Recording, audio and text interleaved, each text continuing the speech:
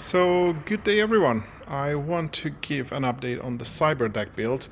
I haven't really recorded the process. It wasn't that interesting, and I was doing this in odd hours, maybe spending 10 minutes here and there or half an hour or something like that.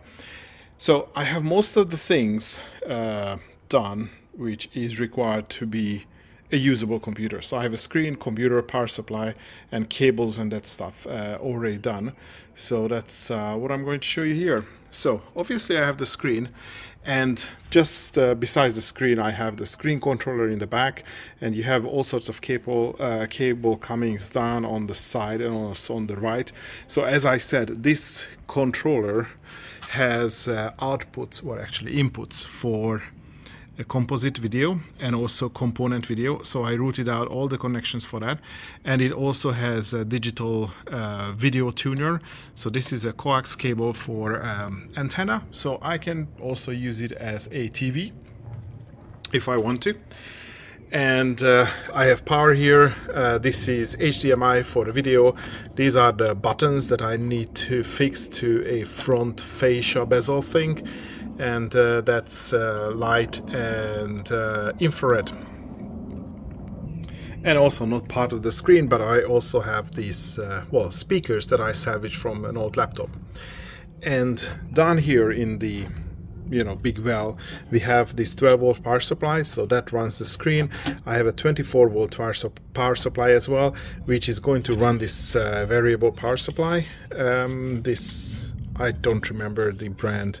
I bought it from AliExpress a long time ago. This is the simple version, but it runs quite well, and it has a small screen, and I have these banana clips or binding posts that I'm going to install, so I can get power from this or 24 volts directly as well. Just to finish that section, so this is all mains power, and I have this EIC switch with a EIC socket and a switch, and it also has a fuse holder. So that's the main power. And in this corner I have the power supply for the micro PC, which plugs in there. I have the HDMI here, and so I routed out a few connections for this unit.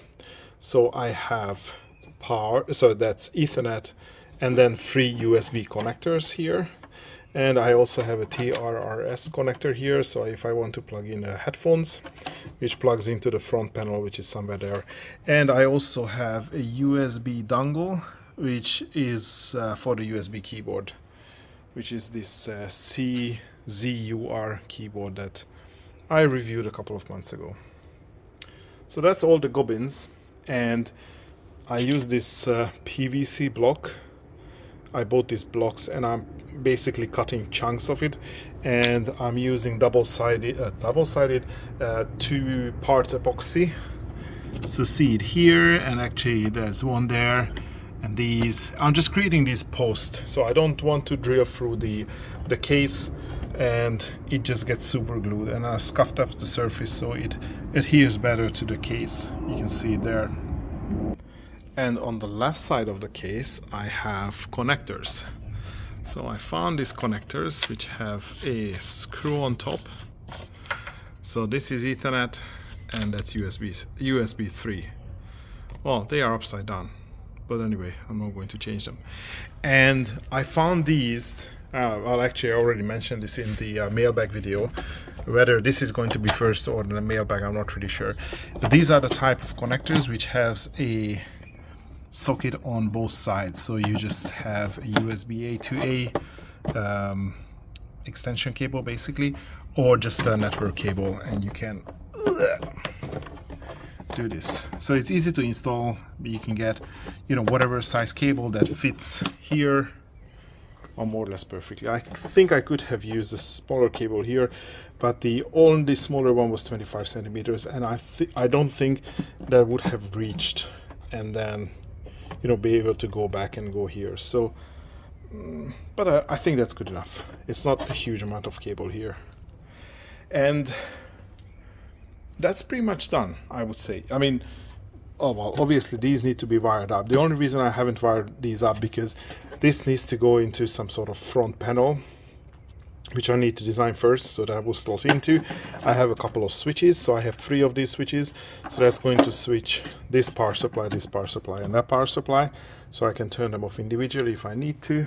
And yeah, so I need to cut 2 front faces, so that would be one which covers the entire top part with a screen, and there is going to be another one which is going to be sort of recessed, I think around this level, so I have this much space up here to store stuff. So obviously this is going to be somewhere here, and then, you know, the terminals and the switches here, and I have a few other bits and pieces that I want to place. So for example, for this screen I have an infrared remote, so that should have a place. So I'm thinking maybe a like a foam insert where I can plug things into, and also this keyboard has to sort of fit in here.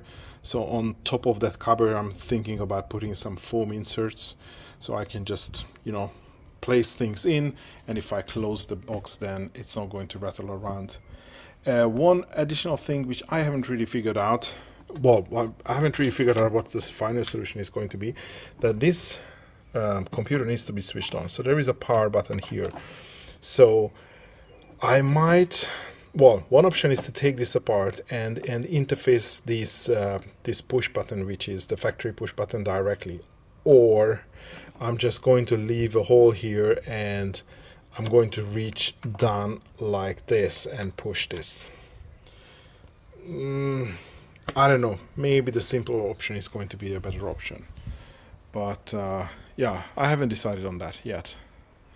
But I think it already looks good. I have some space here to store things in here, so I'm thinking that maybe this front face would have some cutouts, so I have some pockets to store, for example, I can easily fit my Flipper Zero here.